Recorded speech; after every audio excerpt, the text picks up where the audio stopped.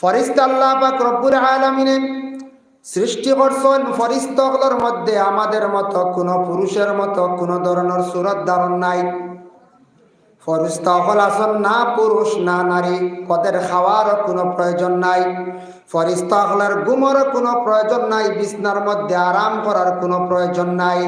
এমনভাবে আল্লাহর যাতে ফরিস্তা হল বানাইছেন যে ফরিস্তা হল আকাশের মধ্যেও তখন জমিনের মধ্যেও তখন, জমিন থাকি আকাশের মধ্যে যায়, আকাশ থাকি আবার জমিনের মধ্যে আসন।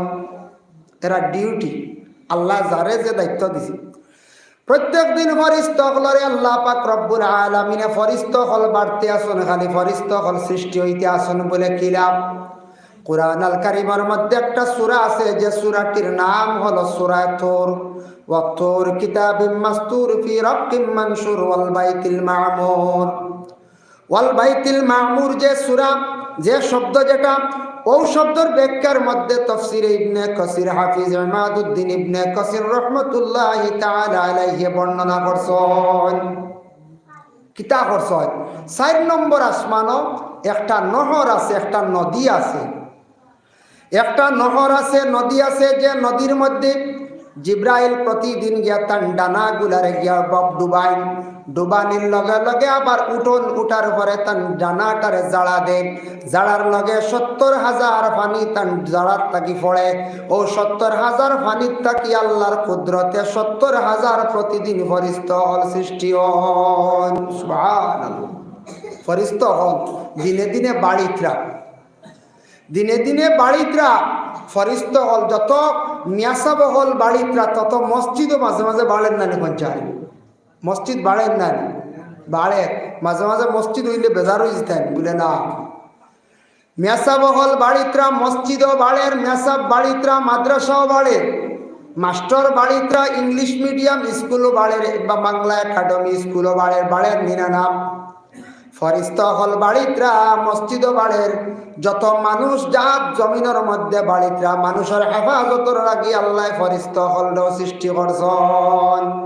কিন্তু আমাদের আসাম রাজ্যে আজকে তাকে কয়েক মাস আগের খবর দেখা যায় যত জনসংখ্যা বৃদ্ধি বাড়িতে আসন তত দেখা যায় আমাদের সরকারের পক্ষ থেকে দেখা যায় ক্ষমানীয় কমছেন না।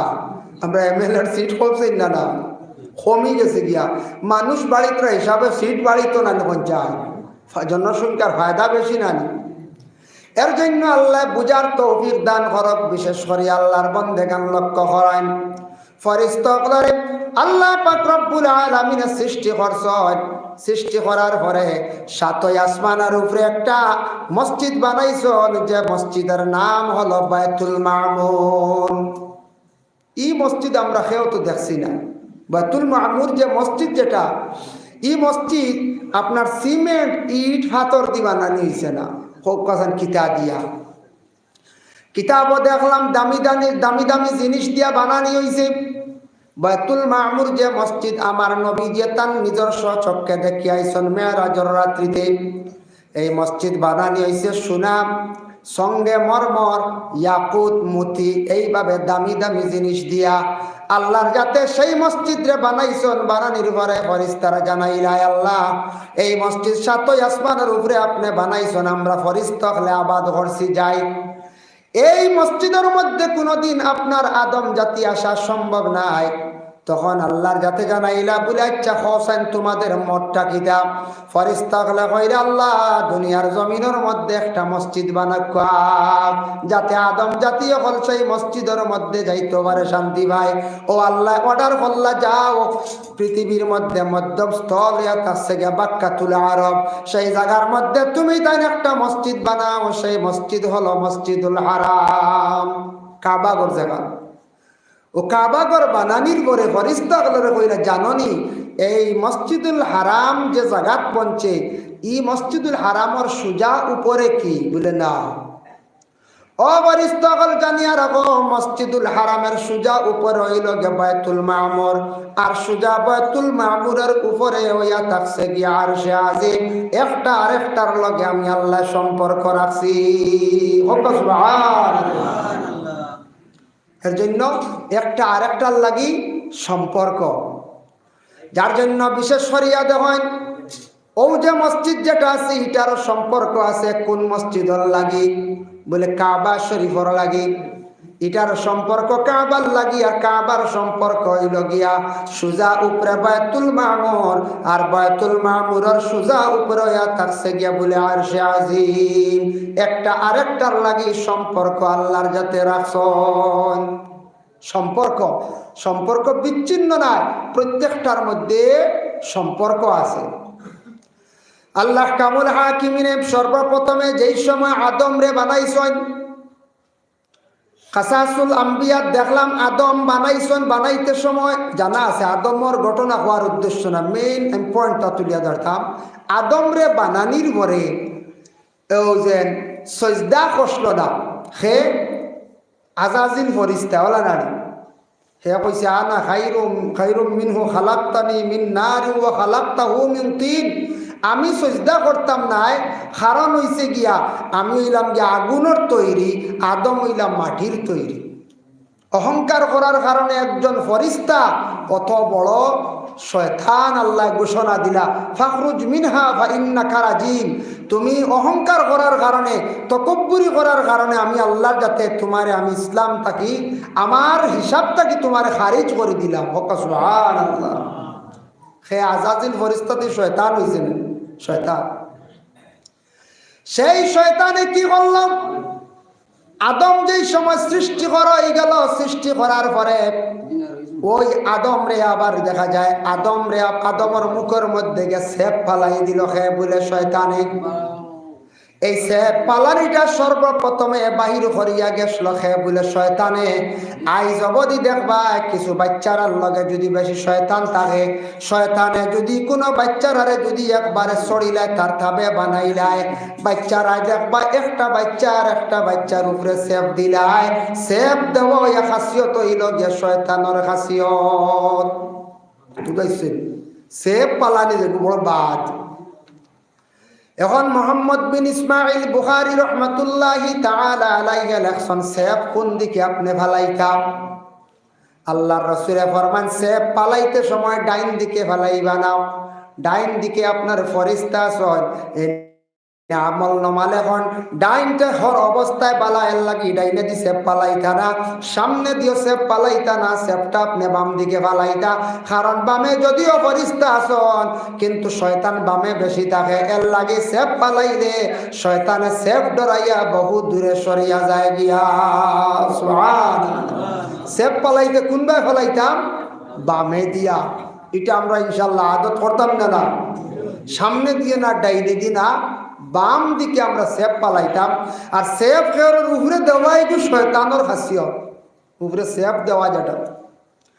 হযরতে আদম আলাইহিস সালাতু ওয়াস সালাম রে বেহেশতের মধ্যে আল্লাহ পাক রব্বুল আলামিন রাখছেন।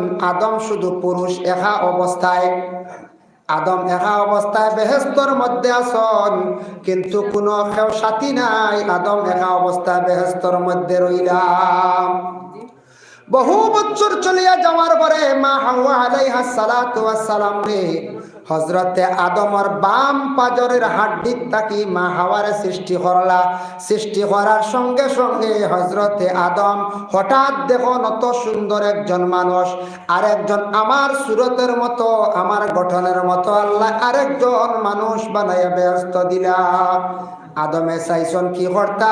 মা হাওয়ারে জড়াইয়া ধরতা। তখন আল্লাহ নিষেধ করে দিলা, আদম তোমার জন্য আমি আল্লাহ সৃষ্টি করছি, বানাইছি, কিন্তু তুমি সেই হাওয়ারে কখনো সইতে পারতা নাই। তোমার জন্য সেই হাওয়া কখনো পর্যন্ত হালাল নাই। হাওয়া তোমার লাগে হালাল নাই, সইতে পারতাই নাই। বলে আল্লাহ কিলা হালাল হইব? আমি তো কিতা করতাম?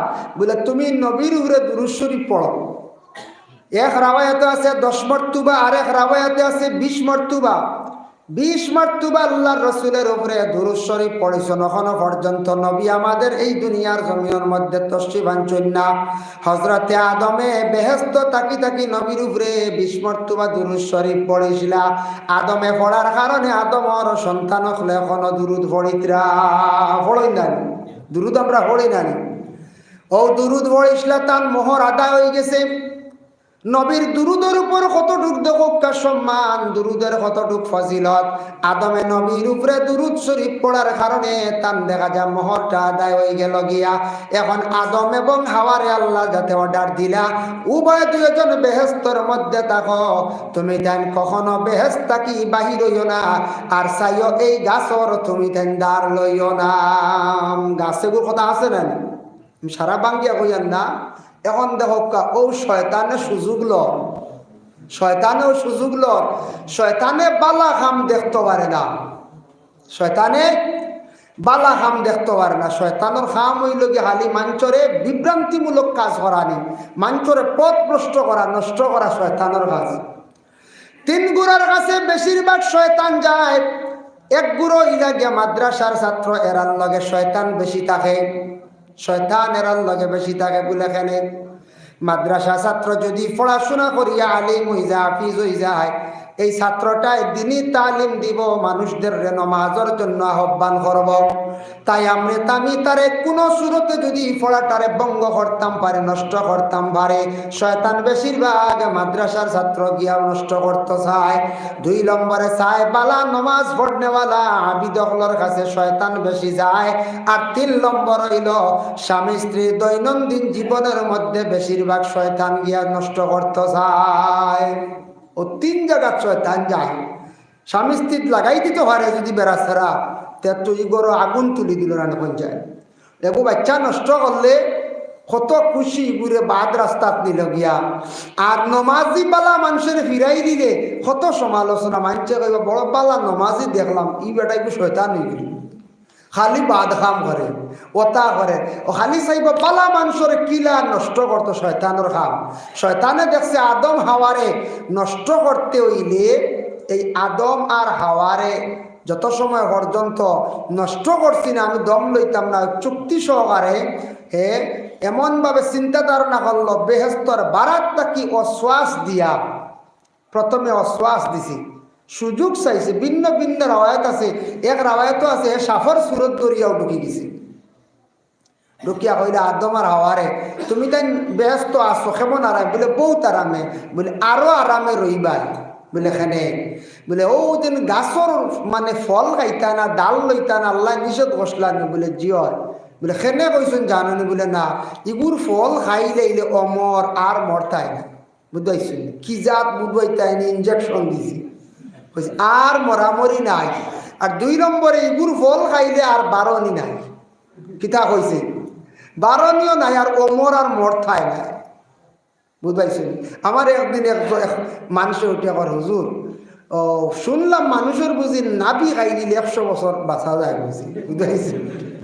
বাঁচিত করিয়া আমার কইছে, আবার তো ইয়াদ করি মানুষের নাবি খাইলে বুঝিন বেশি মানুষ বাঁচন, জলদি মরইন না। আমি বলে আস্তাগফিরুল্লাহ, এটা ভুল, আমি কোনোদিন শুনছি না, তবে ওই তো হারে কইতাম পারে। এটা আমরা শাস্ত্রে, আমরা ইসলাম ধর্ম এটা হুকুম নাই মানুষের নাবি কিলা খাইতাম, খাইতে পারবেন?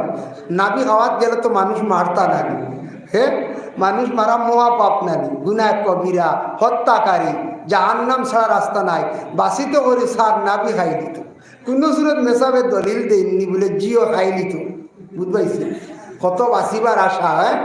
এর লাগি দেখো ই হইছে বলে অমর আর মরতায় নাই, আর বেস্তা কি বারণই নাই। তুমি তাই ও আল্লাহ ওতার লাগি তোমার তান্ডে আঠাইয়া থাকছে।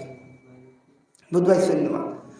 ও সময় আদমে কিন্তু মানছেন না, পুরুষের কিছু দিল শক্ততা হয় থাকে না, না পুরুষের কিছু দিল শক্ত থাকে। হজরতে আদমে তার অর্ডারটা ফুরাফুরি মানিয়া নিলা না, পুরুষের যে সাখতার জলদি বিশ্বাস করেন না। মহিলাদের দিলটা আল্লাহ নরম বানাইয়া দিছে, মহিলারা বড় কমল মনওয়ালা। এরারে যে সাকরকম কোনো কথা কইলে অনেক সময় মহিলাদের বড় জলদি বাধ্য করা যায়।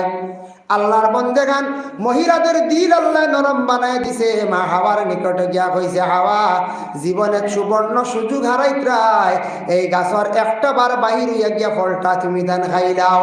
ও আদম রে গিয়া আবার হাওয়ায় গিয়া আরজ করলা, অগ স্বামী আবার গেতেন বুঝাইলা, রিকোয়েস্ট করলা, কইলা স্বামী বারবার যে তুষে কর বলে একটা বার চলো না গিয়া ফলগুলা খাইলাই গেলা ফল খাওয়ার। এখন পুরুষ লোক লম্বা, মহিলা লোক বাট্টি তা কন্যানি বাট্টি। পুরুষ এখনো তো সব লম্বা তখন, যে কোনো ফ্যামিলির দেখবা গড় স্ত্রী অকল চূড়া বাট্টি তখন। আদম কতখান লম্বা আসলা? 120 হাত। মা হাওয়া আসলা 80 হাত। এক রাওয়ায়ত আছে 60 হাত, বুঝতে পারছেন? আর আদম 120 হাত, বুঝতে পাইতেন? অত লম্বা আসলে আদম বুধ বাসবিরের আগা বাই মানে ডেইয়া যাই বলা না 120 হাত দিলে বাসবিরের ইটা ডেইয়া যাই মানে পঞ্চা জয় জয় কত লম্বা আসলে আদম। যাই হোক কিতাবও ওলা দেখছি গতিকে হইয়া এতে বাট্টি হলে হইতাম পারতাম না, রাইটারে যদি লেখন ফাজিল হইতাম পারতাম না। 120 হাত নিজে দেখছি কিতাবও, যার কারণে বিশেষ করিয়া ও আদম তাকি মা হাওয়া বাট্টি গাছর ফল ফলাত গেছন, ফল ফাটতে সময় উপরে দিয়ে হাত তোলা লাগে না? না লাগে।